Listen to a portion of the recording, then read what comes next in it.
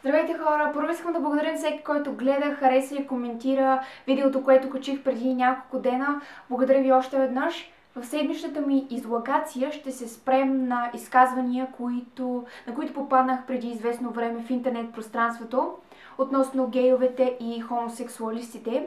Коментари от сорта на "те не са хора, не заслужават да живеят, мърсят този свят" ме фрапираха.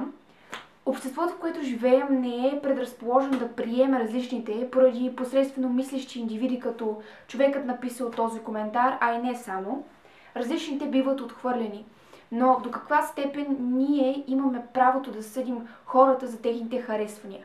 Това са човешки същества и това, че техните предпочитания се различават от общо приетите, не означава, че хорейки по улицата трябва да ги сочим с пръст и да променяме тотално гласата си спрямо тях. Всеки има право на избор какво да харесва и съответно какво да не харесва. И както едни хора харесват, предпочитат този тип музика, други този, това е същото. Няма значение. И по принцип не познавам хомосексуалист, но съм твърдо за легализирането на еднополовите бракове, т.е. гей браковете. Хомосексуалистите били забили. Коментар, на който попаднах също. Мисля, че всеки може да назове поне един човек преуспял пред това, дали ще е в шоу-бизнеса, актьорството и така нататък, който е хомосексуалист. Затова този недосмислен коментар просто отпада.